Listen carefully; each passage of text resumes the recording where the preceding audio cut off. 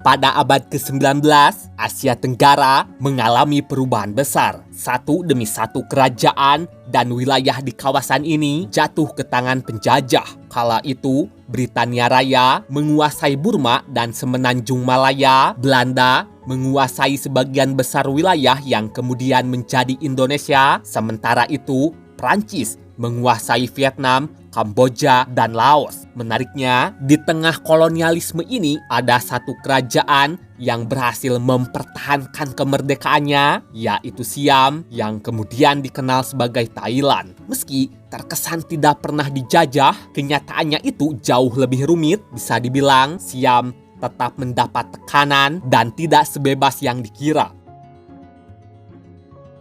Pada awal abad ke-19, Siam masih merupakan kerajaan tradisional yang memiliki pengaruh sangat luas di daratan Asia Tenggara. Namun, pengaruh dan ketenangannya mulai terganggu setelah kekuatan besar Eropa menguasai wilayah di sekitar Siam, dan akibat hal ini, Siam berada di antara dua kekuatan besar. Di sebelah barat terdapat Britania Raya dan di sebelah timur terdapat Prancis. Situasi ini sebenarnya sangatlah berbahaya sebab Siam bisa saja dikuasai oleh mereka. Namun, siapa yang akan menyangka letak Siam yang berada di antara wilayah kekuasaan Britania dan Prancis menjadi salah satu faktor yang membantu Siam mempertahankan kemerdekaannya. Hal ini bisa terjadi karena kedua kekuatan besar itu memiliki persaingan kepentingan di kawasan Asia Tenggara. Jadi, Siam dipandang memiliki nilai strategis sebagai negara penyangga di antara keduanya. Negara penyangga sendiri adalah negara yang berada di antara dua kekuatan besar dan berfungsi sebagai wilayah pemisah untuk mengurangi kemungkinan kedua kekuatan tersebut berbatasan secara langsung. Meski begitu, Siam tidak menunggu sampai kedua kekuatan itu mengambil langkah lebih jauh. Apalagi posisinya sebagai negara penyangga bukanlah jaminan keamanan. Di tengah situasi ini, Raja Mongkut atau Rama IV memilih menghadapi mereka lewat jalur diplomasi. Itulah mengapa pada 1855 Siam menandatangani Bowring Treaty dengan Britania, dan perjanjian ini membuat perdagangan Siam dengan dunia luar semakin terbuka. Namun, Britania juga mendapatkan banyak sekali keuntungan dan Siam harus menyerahkan sebagian dari haknya. Tak hanya itu saja, warga Britania juga mendapatkan perlakuan khusus, yaitu mereka tidak sepenuhnya tunduk pada hukum Siam dan mendapat berbagai kemudahan dalam perdagangan. Perjanjian ini tentu saja lebih menguntungkan Britania, namun pemerintah Siam memilih untuk berkompromi daripada diserang Britania. Kemudian, Siam juga menjalin hubungan dengan Prancis. Tepat pada 1856, Siam menandatangani perjanjian persahabatan, perdagangan, dan pelayaran dengan Prancis. Perjanjian ini membuka hubungan perdagangan antara Siam dan Prancis, serta memberikan berbagai hak istimewa kepada warga Prancis di Siam. Selain itu, Siam juga menjalin hubungan baik dengan berbagai negara barat lainnya.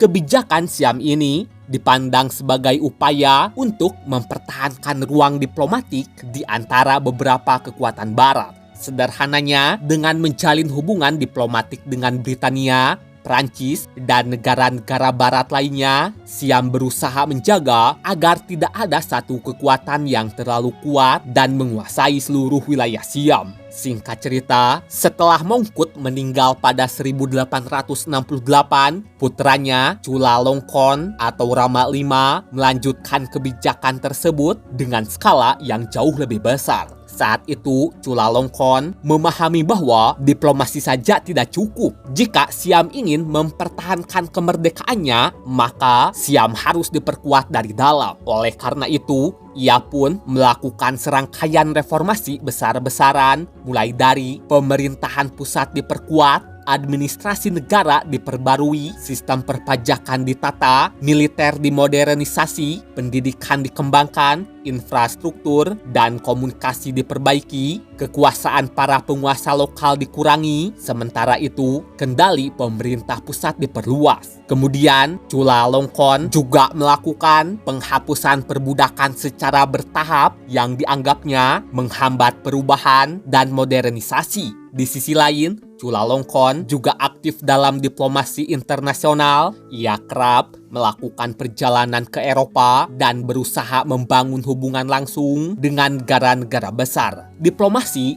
dan modernisasi ini pada akhirnya dapat dipandang sebagai bagian dari upaya Siam untuk memperkuat kedudukannya sebagai negara yang berdaulat. Namun ternyata modernisasi dan juga diplomasi tidak membuat Siam bebas dari ancaman.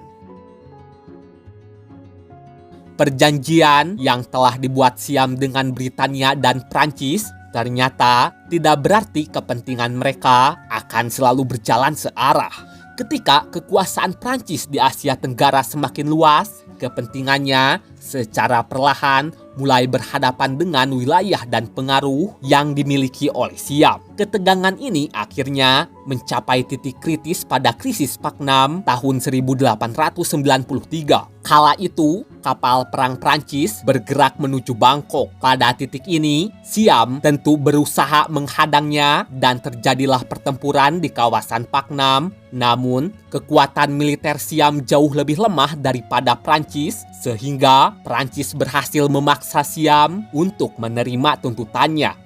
Pada akhirnya, Siam terpaksa menyerahkan wilayah di sebelah timur Sungai Mekong kepada Prancis. Dari sini dapat dipahami bahwa Siam memang tidak menjadi koloni, tetapi Siam harus membayar mahal untuk mempertahankan kemerdekaannya, dan pengorbanan wilayah demi kemerdekaan ternyata belum selesai sampai sini. Pada 1907, Siam kembali menyerahkan sejumlah wilayah kepada Prancis. Kemudian, tekanan tidak hanya datang dari Prancis. Pada 1909, Siam menghadapi tekanan dari Britania Raya dan akhirnya menandatangani perjanjian yang membuat Kedah, Kelantan, Perlis, dan Terengganu berada di bawah kekuasaan Britania.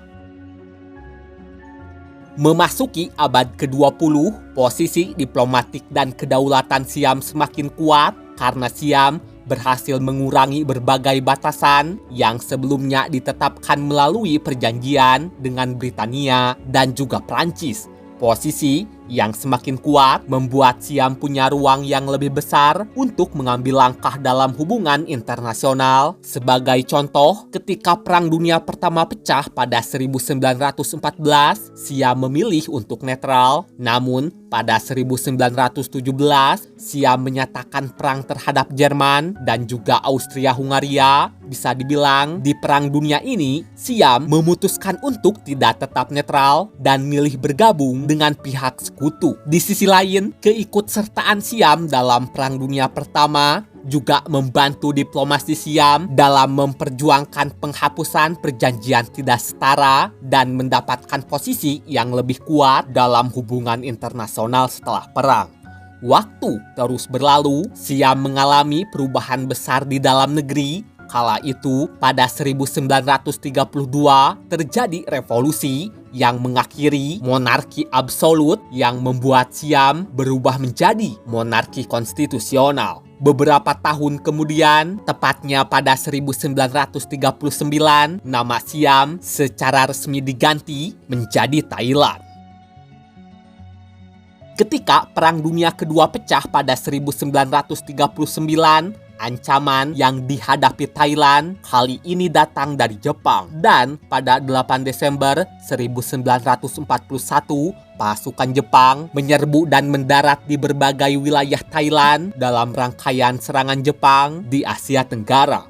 Pasukan Thailand sempat memberikan perlawanan, tetapi pemerintah kemudian memerintahkan pasukannya untuk berhenti melawan setelah melihat besarnya kekuatan Jepang dan situasi yang semakin sulit dihadapi. Pada titik ini, Thailand tetap menjadi negara yang merdeka dan tidak diduduki sepenuhnya oleh Jepang. Selain itu, pemerintah Thailand mengizinkan pasukan Jepang menggunakan wilayahnya untuk bergerak menuju Malaya dan juga Burma. Setelah pemerintah Thailand memilih bekerja sama dengan Jepang, tekanan untuk mendukung Jepang semakin besar dari hari ke hari. Pada Januari 1942, pemerintah Thailand di bawah Plaek Pibun Songkram resmi menyatakan perang terhadap Britania dan Amerika Serikat yang merupakan musuh Jepang. Namun, tidak semua orang di Thailand mendukung kerjasama ini. Bisa dibilang, di balik kerjasama pemerintah, muncul gerakan perlawanan yang dikenal sebagai Seri Thai atau Free Thai Movement. Gerakan ini melibatkan tokoh-tokoh Thailand yang menentang dominasi Jepang. Salah satunya adalah Pridi Banomyong, dan gerakan ini bekerja sama secara rahasia dengan pihak sekutu. Singkat cerita, ketika Jepang akhirnya menyerah pada Agustus 1945, posisi Thailand terbilang sangat unik.